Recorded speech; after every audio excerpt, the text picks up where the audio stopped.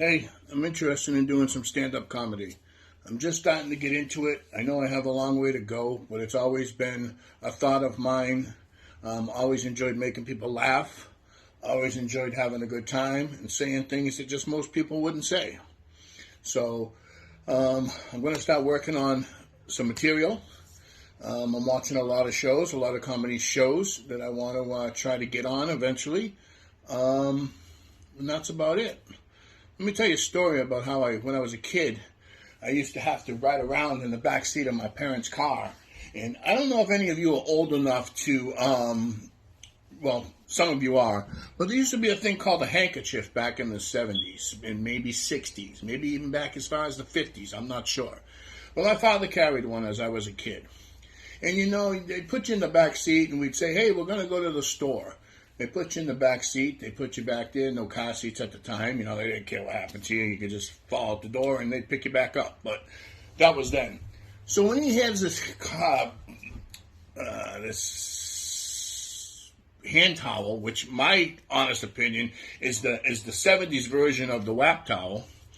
But anyhow, you know, he'd blow his nose on it, wipe things up, and you know, back in the early 70s, people smoked cigarettes. My mother would be smoking a Marlboro out the window.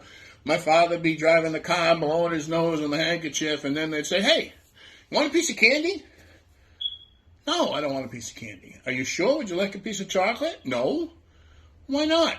Because I know when we get to where we're going, and I have that shit all over me because I'm like 3 or 4, that eventually my mother's going to say to my father, hey, I need that handkerchief. And then she's going to grab it, which I just know I watched him blow his nose on. I know I watched him wipe the dash or clean the windshield with it.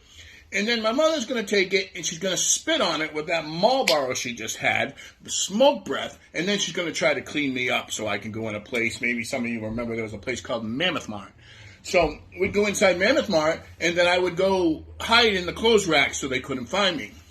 So one day I was standing in the closet and I decided to scare the shit out of my mother, because she couldn't find me for 20 minutes. So she decides to put me up on her hip and take me to the cash register. Well, my father was an auto mechanic. And of course, I'm just starting to get out in the public because I'm 3 or 4 years old. My father was always dirty. So when we went up to the register, I see my first black person in public. And I say to my mother, Ma, that man needs to clean himself up.